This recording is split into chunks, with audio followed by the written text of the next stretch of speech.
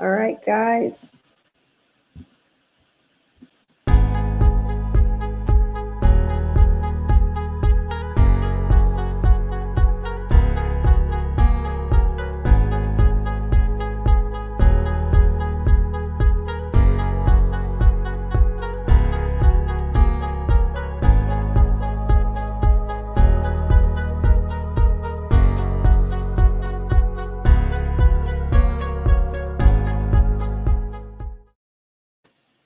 All right, hey guys.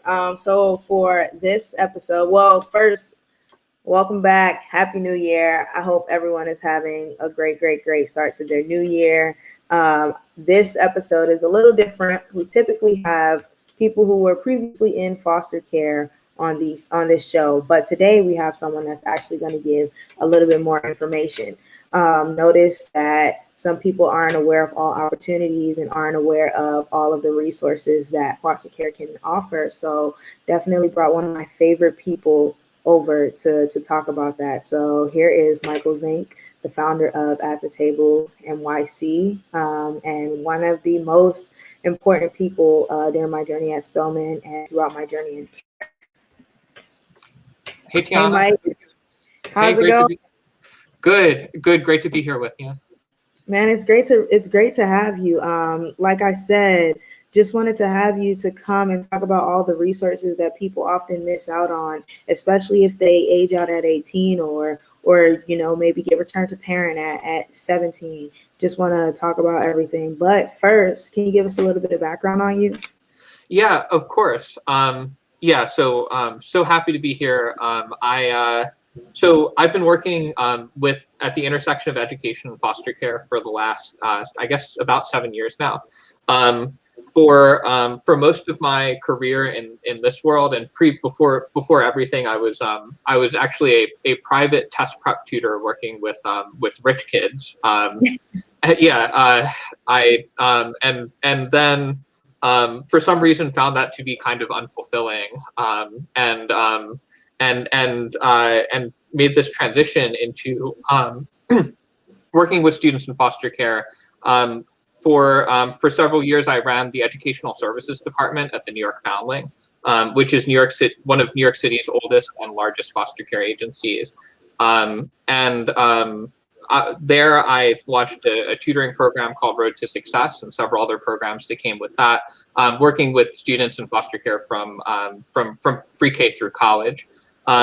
So since then, I actually left in about a year ago to start a new organization called At the Table, where we focus entirely on connecting students in foster care with the educational resources that they deserve. So our main focus right now is on supporting college students, and we do tutoring and academic advising, a lot of work with financial aid, a lot of work with advising on things like class registration. But we also do a good amount of tutoring, and we think that being able to be there for our students across so many different areas is really what makes our program special. Yeah, it is definitely a special program. We are going to do a lot for the community. I feel it in my bones. But Mike, you being here, and I really appreciate your dedication to students in foster care. But let's talk about one thing that you said. How about we talk about Road to Success and what that looks like, especially for students in foster care who might not have, everything that they need. Sure. Yeah. So Road to Success was the first model of tutoring that I'd started at the Foundling. And I want to back up and say, I kind of joked around about working with rich kids being unfulfilling earlier, right? I think that there's a set of things that everyone deserves and needs when they're coming into their education. And these things are typically disproportionately available to people with privilege, and then those people go on and act like they got where they got to because of their kind of inherent merit, right? When really it's about the support that's available. Road to Success is intended to kind of level the playing field for students in foster care. The way that it works is that when you're in Road to Success, you get connected with a long-term individualized tutor And a lot of times when people think of tutors, they think of somebody who's like part-time or like working like kind of as a tutor on the side of doing something else. In my career, I got to really focus on being a tutor and figured out how much benefit there is in just, and how much potential there is in someone being a full-time tutor and being able to really master that work and get really, really excellent at it. So the tutors through Road to Success are full-time. They would meet with students in their homes or nearby in the community, wherever was convenient for them. And they would be full-time staff who would work with students across every subject where they needed help. And the sessions would be very much led by students and what they wanted to do. The other thing that was important about Road to Success is it started early. We would work with students anywhere from 7th and 8th grade up, and particularly focus on 9th grade, because that's the transition to high school, and also on the transition to college. One of the things that we immediately started doing when we were doing this tutoring work and starting this new program with the grant from the Hilton Foundation was that we kind of realized that like just being there as a tutor and teaching the content, it's so important. It's such a great way to build credibility and show that you're useful for something. But it's not the only thing you're going to get called on to do. Your students might want support with applying to high school, or might want support with applying to college, right? And if you're going to walk with somebody through their educational process, you've got to be ready to support with that too. Yeah.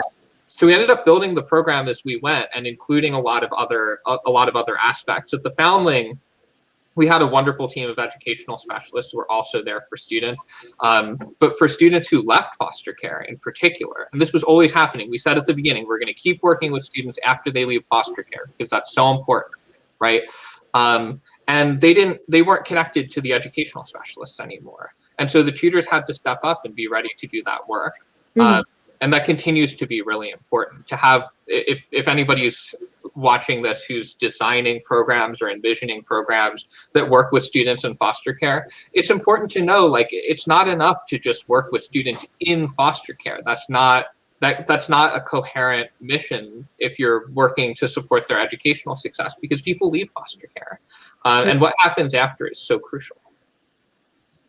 Can you talk about what does happen after a student leaves foster care, especially if they don't have a lot of knowledge about, things such as ETV or tuition assistance? Yeah. I mean, I can speak to this just using New York as an example.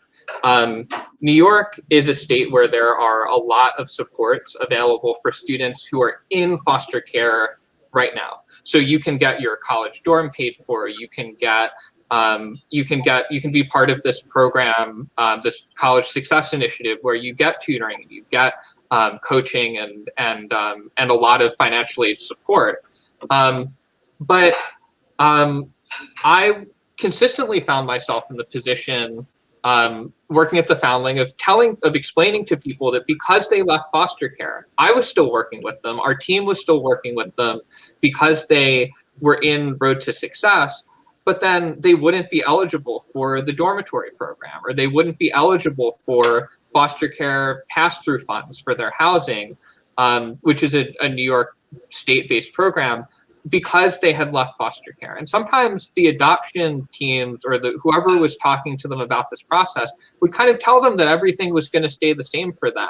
And, sure, their family would get some adoption payments, but the support that existed for education, there wasn't as much there. And I think that whenever people are going to permanency, particularly when they're older, I think they've got to ask some really hard questions about what is the support going to look like after I leave? And it's not to say that you shouldn't choose permanency. That's such an important choice. But it's really important that the systems give people all the information about what it's going to look like and what the funding is. And in New York, once you leave foster care, what happens if the program is not like Road to Success? You lose everything. Well, there's some things that you keep and there's some things that you don't. And there's actually a couple of really important things that you keep nationwide, depending on when you leave foster care. Okay. Sometimes what people lose is actually just the information about what's available. But one thing that you should know is that if you were in foster care for even a day after you turn 13, from a financial aid standpoint, when you file your FAFSA, your application for federal financial aid, that's Pell Grant, if you are in foster care for even a day after you turn 13, you're considered an independent student. That's actually question 53 on the FAFSA. And if you answer yes to that question, I think about this all the time. If you answer yes, in any state, if you answer yes to that question, for your federal financial aid, that you are going to count as an independent student, and you should not give an adoptive parent's information or anybody else's information but yours when you're filing FAFSA. And often what that will mean, unless you've been making a lot of money, unless you've been independent and like really like you have a job and you're getting paid a good salary, you're going to have the full amount of Pell Grants towards your education every year without having to give adoptive parent information. The full amount of Pell Grants each year comes out to about $6,000. And I know that there are students right now who are sending their adoptive parents' information, even though they're eligible to be independent students because they were in foster care at some point after they turned 13. So if you were ever in care, right, after age 13, it doesn't matter what happened afterwards. You could have been in for 2 days and gone back to your parents. You could have been in for 6 months and gotten adopted. You could have signed out. It doesn't matter. You're an independent student. And I think that's such an important thing for people to know. That's definitely really important information. And when you're brought to financial aid and they ask for proof of you being in foster care, what do you do at that point?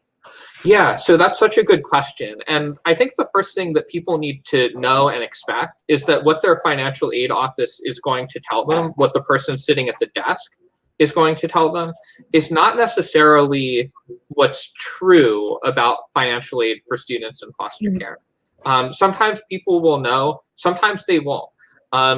Students in foster care, for some, it's possible that you might go to a financial aid office and the person who's sitting there at that desk has never worked with a student in foster care before. Right. And so what they will do sometimes is try to get a lot of different kinds of proof that are not really relevant to your foster care status.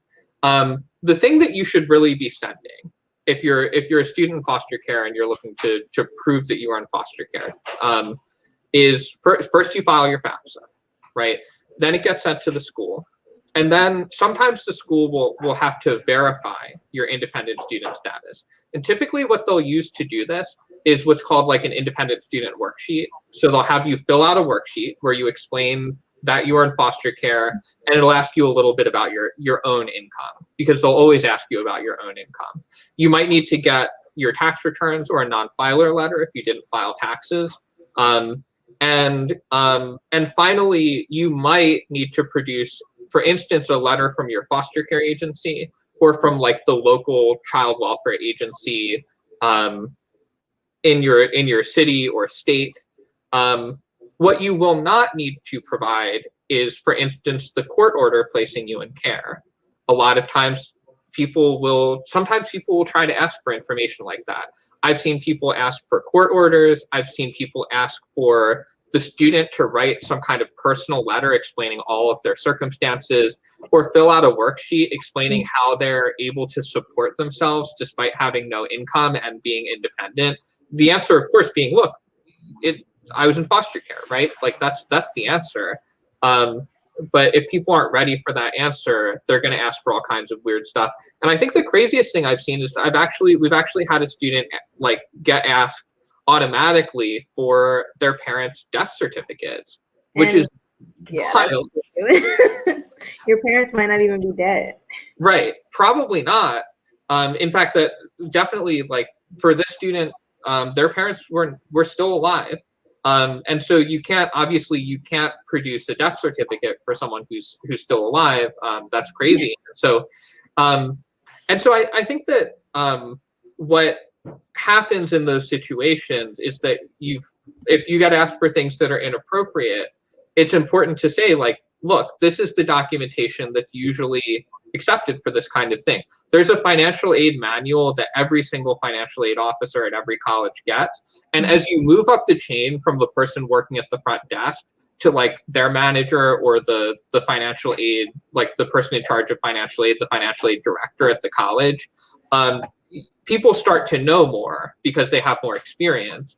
And so if you think you're getting the wrong information from someone at the financial aid office sitting at that desk, you probably want to ask to talk to a supervisor or a manager. And if you can't get in touch with that person in that moment directly, the thing that I like to do when I'm working with students on self-advocacy or something's gone really crazy and I'm advocating is I will go on the college website and I will look for their staff directory. Every college has a staff directory. Almost every college has a staff directory that's public, right? So like you can look it up on their website and you can find out who's in charge of financial aid at that school. And if you write that person an email that says, dear so-and-so, I'm concerned about the information that I'm being asked for. You asked for my parents' death certificate. They're still alive. This isn't proper. Like they're going to respond. They're much more likely to respond. They're much more likely to respond favorably, even though sometimes it can take some time. You might need to follow up. If they don't get back to you, you might need to write them another email. But the important thing is to not let people just not do the things that they're supposed to do for you to get your financial aid. That doesn't mean yelling at anybody, right? But it does mean taking down the names of everyone you talk to, being ready to like reconstruct, look, this is what I did. This is what I heard. This is what should happen. And this is important for financial aid.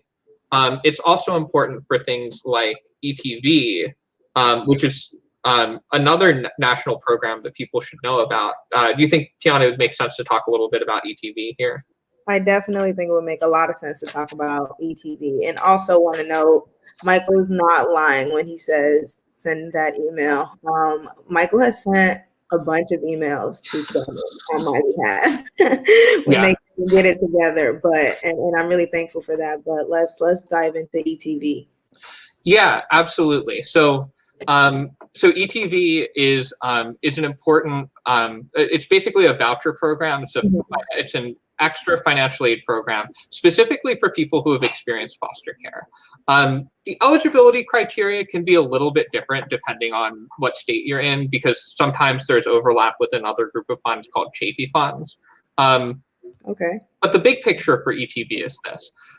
If you have been in foster care and you went to kinship, in New York State at least, it's if you went to kinship after age 14, or you were adopted after age 16, or you're currently in foster care, you're eligible for this additional bucket of funding, which can usually pay up to $5,000 a year. That's actually before the new development, which I'm going to talk about in a second. And sometimes they'll pay for additional things. Like I've seen them for when students will get in touch with them. I've seen them pay for things like a summer or winter class. I've seen them pay for a laptop. But the thing with ETV is that in order to get it, you have to fill out an application at the beginning, and then you have to reapply every semester. The big thing that you have to do is get the college to send your financial aid release form and your transcript every semester. And so that's the thing, is like, whenever you're filling out a financial aid application, whether it's ETV or FAFSA, you're going to get this great opportunity. You're going to get a lot of funding, thousands of dollars. But when you fill out that application, you need to know that it's not done, right? The application is the first part. Then you're thinking about what's next. What's next with ETV is that you've got to take this financial aid release form to your college financial aid office, and they've got to fill it out and send it back to ETV.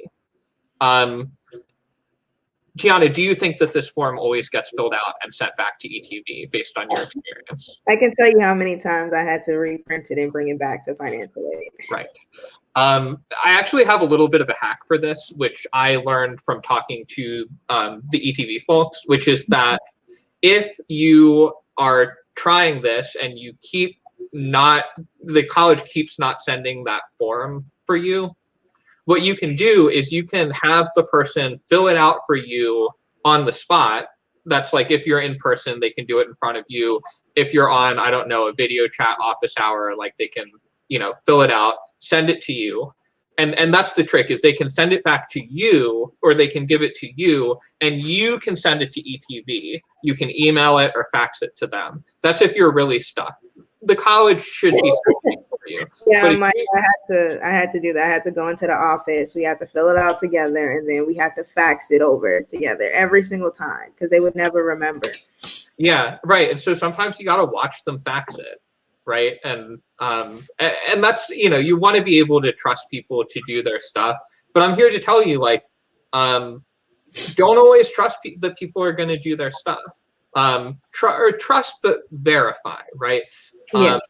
And that's really important with these kinds of things, because you should always have in your mind that, like, when you go to that front desk, you might be the first person that this person at this desk has ever gotten an ETV request for. And you might need to walk them through the process, and you might need to make sure that they're being accountable for getting it done. Yeah, definitely. And even beyond ETV, I know that different states have different programs. I remember when I was a freshman, I actually still have my laptop in my bedroom, but I got a laptop, a Metro card, even though I was out of state. And I used to get a letter for a card for every single holiday, President's Day, Valentine's Day. And sometimes I even got a hand knit scarf that I also That's have. so nice. And I think that was from New Yorkers Care. New Yorkers for Children. New Yorkers for Children. Yeah, they'd send these care packages, right?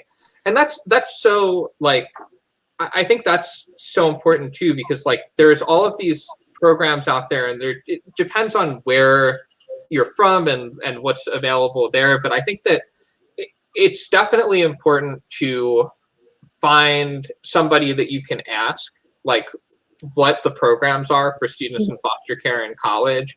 And if you've got a worker who, like, that's a question to really ask them. And if the answer is I don't know, then the follow-up is, like, could you find out? Like, could we do some research on this?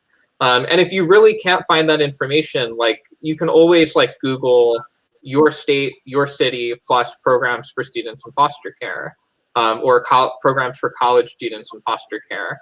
A lot of times the information you're looking for is gonna come up. A lot of colleges, there's an increasing number of colleges now that have information for students in foster care, support programs for students in foster care. You've got a foster youth initiative at the City University of New York. You've got the Guardian Scholars Program in California, SATA Scholars at Western Michigan University. And I'm seeing that GTE, Greater Than Expectations, to be a one-stop shop for resources. Any organization that works with young people in foster care going to college ought to know what the resources are in that area. And they're gonna, I can tell you from experience that if you work for an organization like this, if you work for an organization that's doing education in foster care, you love it when people call you and are like, what's available for me here? Yeah. Or email you and are like, what's available for me here? I guess that's one other thing that I would mention, is that if you make yourself that person who's writing the email and reaching out and, like, calling somebody up on the phone, that's a power move. People are going to think you're amazing just for emailing them and reaching out and being like, look, I'm planning to go to college at this time. Can you tell me more about the resources that are available for me? It's going to blow people's minds, and they should get back to you. All right, that's great to hear. I hope that all the people who watch the playback and are watching right now actually use these resources, because you're really dropping some gems, Mike. But when it comes to let's say you're kind of in between really just leaving foster care or remaining in foster care, what are some of the things that should be considered besides, ETV or other funding? Yeah. So I think that I think it really depends on where you're coming from and what the programs are available for students in foster care. So just to give an example, in New York State, and I apologize for all the New York references, just that's my local context, right? In New York State, your foster care agency, like, a lot of people will think like, will get told, or that like their foster care agency will just pay for college, which is not a thing almost anywhere. And I think agencies need to be a little more upfront about what they do and don't pay for. But there is one thing that that colleges in New York State will pay for, which is room and board. They'll pay. They'll actually pass through your foster care per diem rate that would have gone to your foster parent to the college, and that's in New York, that's $30.93 a day. And so you get this amount towards room and board that's $30.93 times however many days are in your semester, which in a year will come out to like $7,000 towards the cost of room and board. So if you're going to the State University of New York and you're not commuting, you want a dorm, it's actually a really good idea to at least consider, like, you might want to consider staying in foster care until, and there's a really big important point at the high level here. If someone's like a New York State policymaker and they're like mad at me about this, right? Because they're like, we want to get everybody to permanency, right? We don't want to just have people stay in foster care to take advantage of the college money. I would say to you, well, so change your law, right? Because in other jurisdictions, I think, and I might need to get fact checked on this later, but I heard from a fellow traveler that that in Alaska, if you were in foster care at any point past the age of 16, you qualify for all of the state foster care college supports, right? And so every jurisdiction is different. And so I think the important thing is to ask people focusing questions and do research on these things in a way that doesn't let these systems off the hook. So if somebody says to you, look, like, everything's going to stay the same once you're adopted, you're going to have money for college and everything like that, you might want to ask, okay, so what are the funding sources that are available for me as a young person in foster care, and what would change? I think we already know from what we've talked about that FAFSA, if you're over the age of 13, FAFSA is not going to change. You're still going to be an independent student, but there might be state-based programs where, depending on what the age of eligibility is or how they decide on, like, basically like how people leave foster care, they might make a different decision. We mentioned New Yorkers for Children, right? And the care package that they sent to you. Well, technically, in order to be eligible for the New Yorkers for Children care package, you have to either be in foster care or age out of foster care. Mm-hmm. So if you get adopted when you're 17 and 6 months, all of a sudden you're not eligible anymore for the care package through New Yorkers for Children. And that kind of thing, knowing that is really important, whether you're in New York State and these are the specific organizations that work with you, or whether you're in Texas or Missouri or California or Washington State or anywhere else, you should know what actually are the criteria for getting the different kinds of college funding that's available. Yeah. Like, you're saying a lot of things that have to do with initiative, and I think that is so important. You have to be like, I used to look up different scholarships that were for students in care or students kind of going into college, or just different, treat it like you would treat your regular scholarship search, just add foster care to the end, and then even reaching out to your school, making sure they're filling out the ETV voucher and everything like that, and also being honest. I think from From the first time we met, I think you knew I wanted to go to Spelman. I think I Oh, made pretty clear whether it was going to be paid for or not. But you did make me aware of all of the other scholarship options, all of the other scholarships, particularly for individuals in care, which makes all the difference. So as long as you're putting in some work and some effort, guys, you have to take that step and ask your worker, hey, what can I do? Like, what are my other options? What funding can I receive or anything like that? Because, humans are humans and they're not perfect. And sometimes that might slip their mind, especially a social worker with so many cases where, that might slip his mind for you or for half of his cases, or, maybe even more than that, just because of the caseload that they have. absolutely. Yeah. And I think like if there's one other piece of making college affordable, if it makes sense to talk about this here, is like you mentioned like kind of that college choice and where you decide to go. That actually does have a lot to do with how much money you're going to need and how much financial aid you're going to need in order to be able to afford the cost of college. I think I'll just throw it out here that if you are thinking about taking loans to go to school, you really want to make sure that this is absolutely necessary, that your school is your dream school, that you have some kind of like absolutely amazing reason to go, because loans are no joke. And in fact, student loan debt is one of the only kinds of debt that you can't get out from under by declaring bankruptcy. It follows you forever until you pay it off. And for a lot of young people, there are college options available that are really high quality that will end up being free because they cost less than than Pell Grants plus whatever state or foster care aid is available. Right? If you put together if you put together like Pell Grants and then like ETV, for instance, in New York City, if you're commuting to school, again with the New York City, but if you're in New York City and you commute to school and you get TAP, Pell, and ETV, you're actually going to get money back every semester.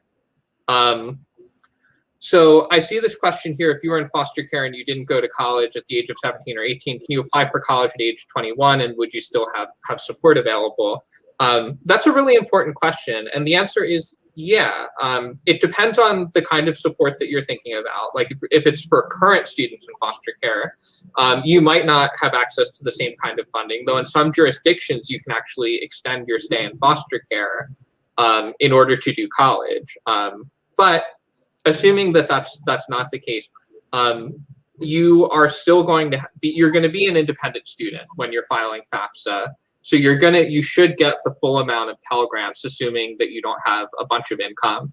And all of the other eligibility criteria will still be in place for you. The one thing that you have to keep in mind when you're thinking about going to college, as when you're older, is that for ETV, you have to get your first ETV payment before you turn 21. So if you don't get your first ETV payment before 21, you end up being permanently ineligible for ETV. Personally, I think that's, I don't want to get myself in trouble here, but I don't think that's a great policy. I think they should extend that age cap. They've already, there's already been under the like COVID relief like stimulus package, there's been $50 million more for ETV, which is wonderful. They've raised the cap on individual payments from ETV. They've raised the age eligibility to 26. So you can get ETV through age 26, where previously it was only age 23. Yeah, it's all great. But that age 21 first payment thing, I think like that's got to go. I think that a lot of people discover that college is the right thing for them a little bit later in life, and they shouldn't be penalized for that. If you're 22 and you've decided to take your first steps toward college, I think that's amazing, and I think that the support system that exists for that, it shouldn't be different. It should be the same.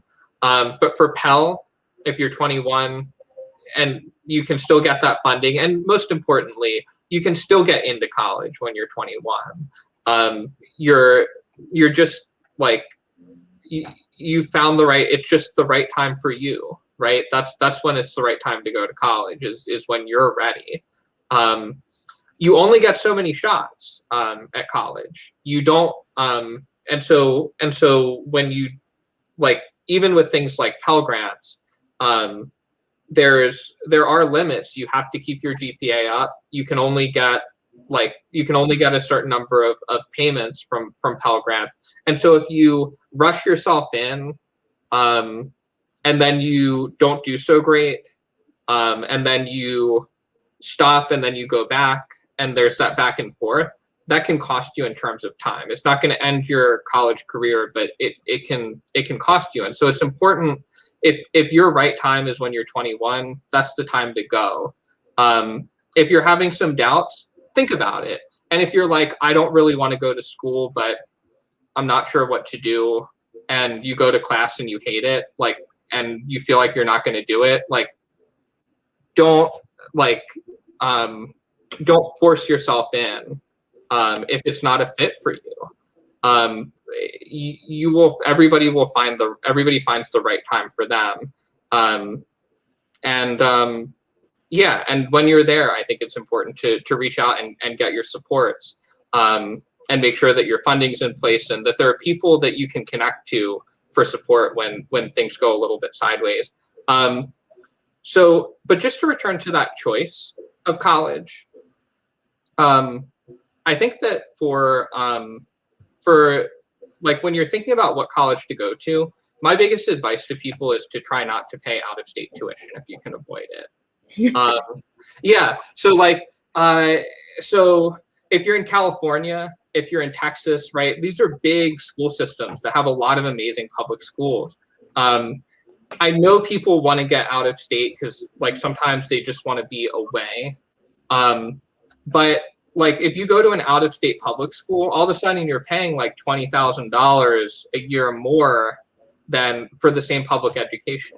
If you're from Texas or you're from New York and you go to Penn State University, guess what? Penn State University is a state school, and your state has state schools. And they're actually, like, in many cases, they're similar in quality, right? There's a lot of amazing state schools out there that will cost you not much more than your TAF and than your Pell and ETV put together, right? And so if you are looking to go to private school, I think the thing to think about is, what's your financial aid package? What are they going to give you? Some schools offer very good packages, some are not so good. I went to school with a not so good, and it was out of state, and it was very high. Well, so in-state, out-of-state doesn't matter as much for private schools. Like, that part is kind of like, they're just going to charge you what they're going to charge you, and they're going to give you the aid. Yeah, exactly. You could be from Alaska going to Spelman, but the trick is to look at the financial aid package that you get, right? Because every private school makes its own choices about what kind of financial aid to offer. And if you're listening to this and you're dreaming of, like, going to, I don't know, like Harvard or Princeton or Yale or something like that, Georgetown, like, where did you go? I went to Yale. And actually my best, so just to add some context here, so I was not in foster care, but my best friend when I was in college had been emancipated from the foster care system in North Carolina. So, and he was one of multiple students who had experienced the foster care system who were in my graduating class with me. So I just want to be clear, like, this isn't like, I'm not mentioning Harvard, Princeton, Yale, just like as some kind of stupid, like, gesturing at some names. Like, these are schools that are within the realm of possibility for people who've experienced foster care, because Harvard, Princeton, Yale, all of the very, like, expensive, very, like, a lot of the very expensive top tier private schools actually offer what's called a 100% of need met financial aid policy. And that's so important because Because if you're in foster care and you're answering yes to question 53 on the FAFSA, which means you were in foster care after you were 13 and you're independent, and you don't have a bunch of income, they're going to decide that you get basically a full ride to their school. Now, that doesn't always work perfectly. There will sometimes be administrative hurdles. There are some schools that have this like stupid skin in the game policy where they try to make you pay a few $1,000s because they think that will make you a better person somehow. I don't like, look, like there's like, okay, so Yale did this. Yale had a skin in the game policy, right? So they even though they were a 100% of need met school, they still charged my friend a few $1,000s every year to go to attend. And at the same time, there's like hundreds of thousands of rich kids that are going to Yale, and their parents are paying for everything for them and giving them an allowance with spending money. My friend, right? And so my friend's going back every summer. He's going back to North Carolina, and he's got to find a way to live. He's taking a job. He's working to just keep himself going and housed. And meanwhile, like everybody else is often like Nantucket or something. Right.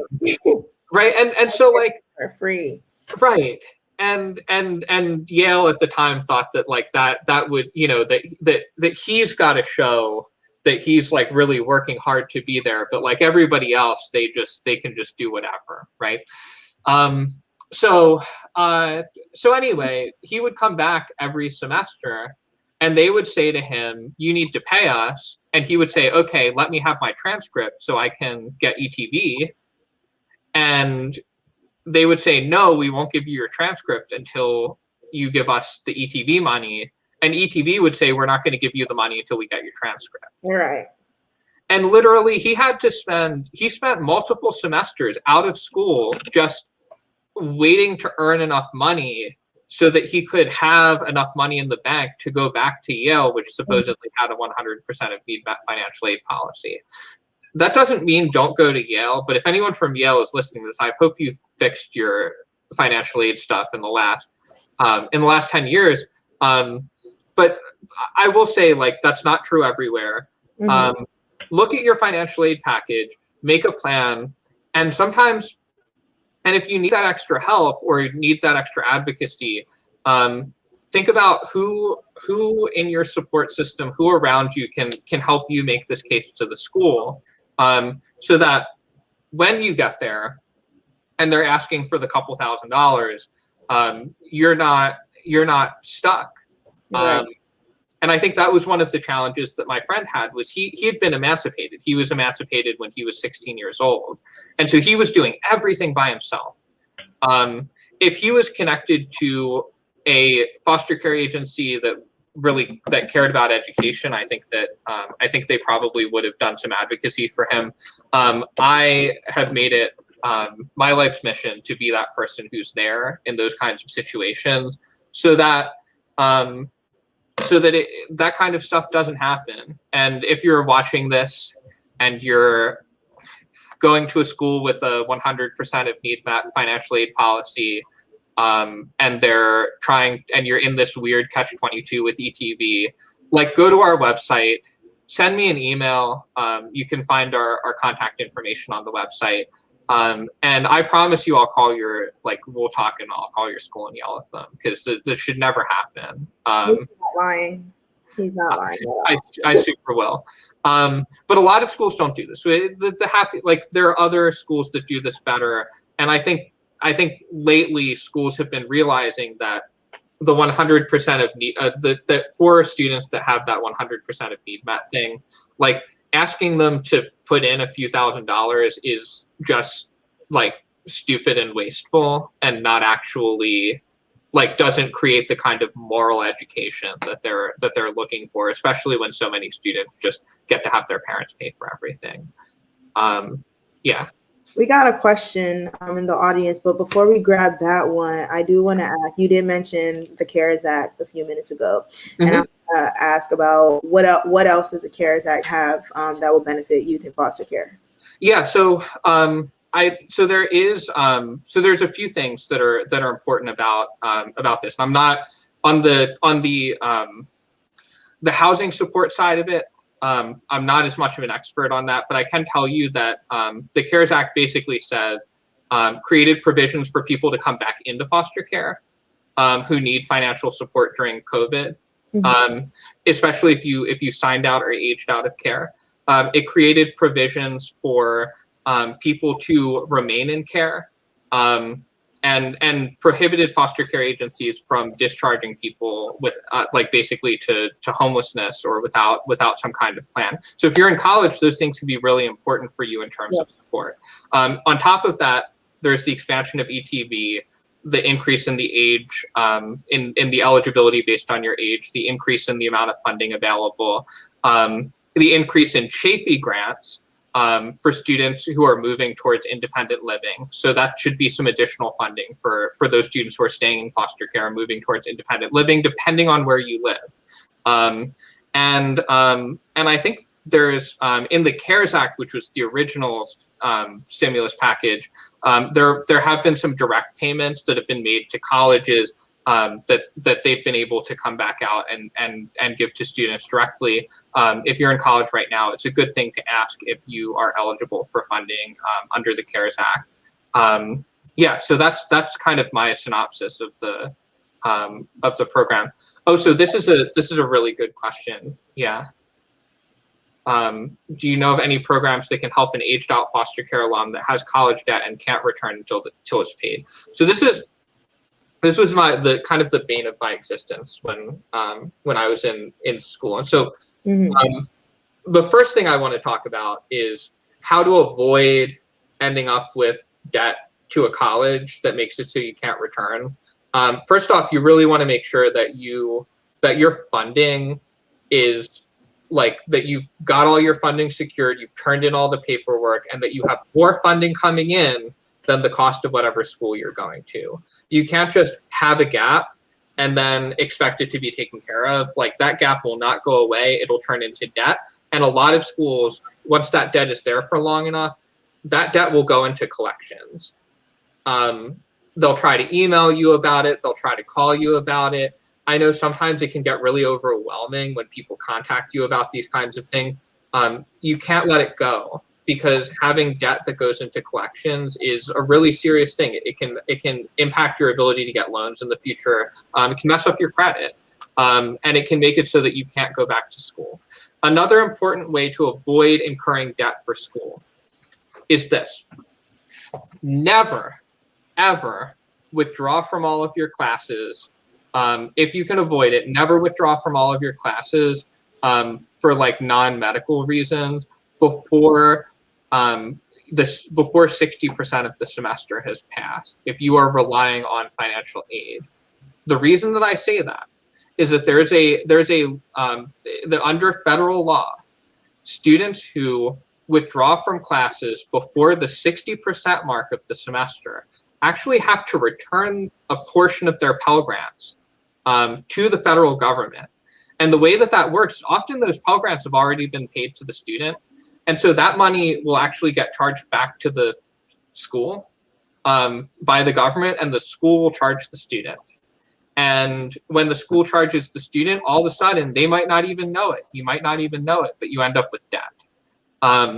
Usually the time to withdraw from classes where you're not going to incur debt is in the week before the withdrawal deadline. And a lot of colleges don't publicize this. If you start a semester, you've got to stick with it. At least keep going to classes, and then withdraw. If you need to withdraw officially right before the withdrawal deadline. That will cut the amount that you owe back to the school.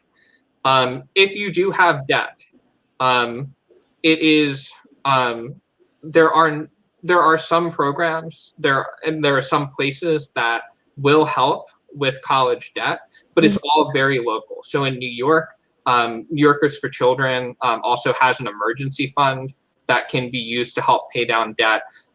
There are some organizations like Together We Rise that make local partnerships with organizations where people can make those kinds of requests. They've been doing a lot of good work, but the only way to connect with them is to know what's available is by working through the connections that you have in the place that you are. So if you're in Texas, you're in Missouri, right? You're connected to a foster care agency, or you're connected to organizations that support students in foster care. You really want to bring that debt back to them sooner rather than later, and make a game plan. And even if they don't have funding for you, they can help you make a plan for how you're going to get on a payment plan or pay that back. A lot of times, once you make a payment plan, it'll release the hold on your account and keep you from going into collections. And then at least you're going to have the opportunity to continue your education.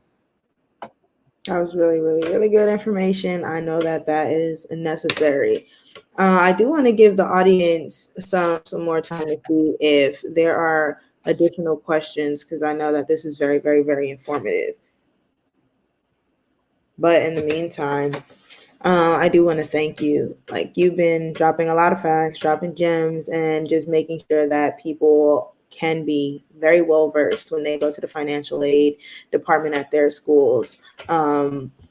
It's, guys, like, if you take anything away from this, remember to take initiative. Remember that you are your biggest advocate when you're on that campus, because no one is there with you. Of course, Mike, I had Mike, I could call Mike and say, Mike, they're not doing what they're supposed to do. Could you please call them? Could you please email them?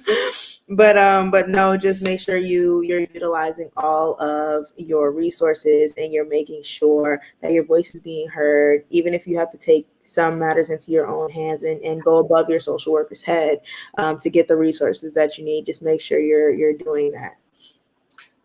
Yeah, thank you so much. I think that's so important. Like, who do you know at the college, right? Who are your connections? I think that a lot of people, sometimes people have support systems that they go into school with, and I've been really grateful to be a part of the support system for so many amazing people as they've made their transition to college. I also know that there are people who do not have that support system before they're going into school, right? Like, and as tough as it is, if you're in that situation, there is an opportunity for you to build that yourself. The question that you want to ask yourself is, in the offices where I need help, right? In like the financial aid office, if I need to go back to the financial aid office again and again and again, who knows my face there? You're right. Of my professors, of the people in let's say the student support programs on my campus, who knows my face, right? Who knows me and is going to stick up for me? And I think that if the answer is nobody yet, then it's a matter of going and introducing yourself, explaining your situation, and saying, look, I'm looking for, I'm new to this. I'm new to this process. I'm new to this place. I could really use an ally as I work through this. And I think that people, when they, I think one of the biggest advantages that people have when they're coming to college with an amazing story of how they got there, is just that story itself. Which, if people are decent, it makes them want to help, right? And so you can say, like, look, this is how I got here, right? And I'm looking for some support. I'm looking for an ally. That's a way that you can build that support system. And having that local support where you are that understands your college and your context is so important. If you've got it, great. If you don't have it, build it. And for those of us who are in positions where we can build those systems ourselves, I think all of us should work as hard as we can to make it so that students don't have to go through this process alone. Again, thank you so much. Everyone, this is Michael Zink. Get in touch. You can go to attetable.nyc to get in touch. You can follow us on Twitter, Instagram. Just connect with Mike on LinkedIn. He's a really great resource to have. Definitely a great person to be in your corner. Thank you so much, Michael. And honor as always, Tiana, and I'll see you at our next board meeting. Of course. Have a great night, everyone.